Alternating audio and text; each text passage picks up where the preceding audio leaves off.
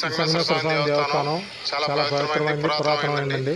కూడలిలో వేచేసి ఉన్న సంగమేశ్వర స్వామి దేవస్థానం వైరాయేరు, కట్టలేరు రెండు వచ్చి మా దేవస్థానానికి ఎదురుగా కలవటం వల్ల ఇక్కడ కూడలి అనే పేరు వచ్చింది.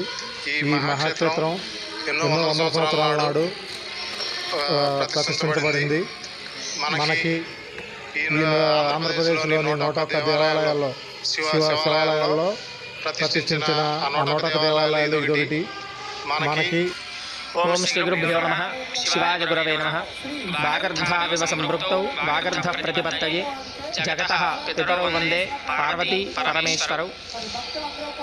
ఎన్టీఆర్ జిల్లా నందిగామ మండలం దాములూరు కూడలిలో వేంచేసినటువంటి శ్రీ పార్వతీ సమేత సంగమేశ్వర స్వామి వారి యొక్క మహాశివరాత్రి మహోత్సవంలో భాగంగా కూడలి మనకి వైరాయేరు, కట్టలేరు స్వామివారి యొక్క ఎదురు భాగంలో కలవడం, అలానే మన ఎన్టీఆర్ జిల్లాలోనే అతి ప్రాచీనమైన పురాతనమైన దేవాలయంగా ప్రసిద్ధిగాంచినటువంటి శ్రీ సంగమేశ్వర స్వామివారి యొక్క దేవాలయంలో ఈ మహాశివరాత్రి మహోత్సవాలు అమావాస్య వరకు కూడా ఈ 3 రోజులు త్రయాన్నిక దీక్షతో అత్యంత వైభవపేతంగా పూజా కార్యక్రమాలను కూడా నిర్వహించడం జరుగుతుంది.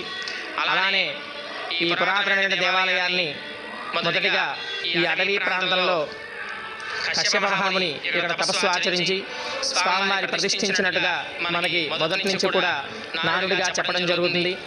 అలానే మనకి రాజా వాసిరెడ్డి వెంకటాద్రి నాయుడు గారు అన్ని పురాతన దేవాలయాలు పునర్నిర్మాణంలో భాగంగా ఆయన నిర్మించినటువంటి దేవాలయాల్లో ఇది కూడా సంగమేశ్వర స్వామివారి దేవాలయం కూడా ఒకటి.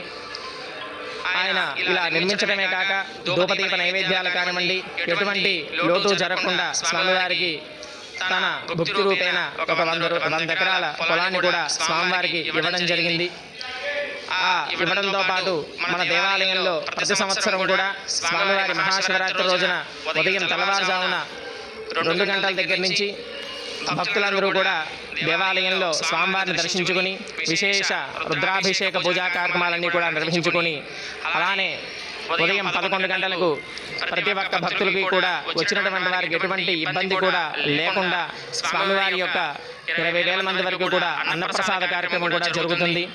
అలానే మహాశివరాత్రి రోజు రాత్రి 10:30 నుంచి కూడా అత్యంత వైభవపేతంగా శ్రీ పార్వతీ సమేత సంగమేశ్వర స్వామి వారి యొక్క దివ్య కళ్యాణ మహోత్సవ కార్యక్రమం, అలానే లింగోద్భవ సమయంలో స్వామివారికి విశేష అభిషేక కార్యక్రమాన్ని కూడా మన దేవాలయంలో నిర్వహించడం జరుగుతుంది.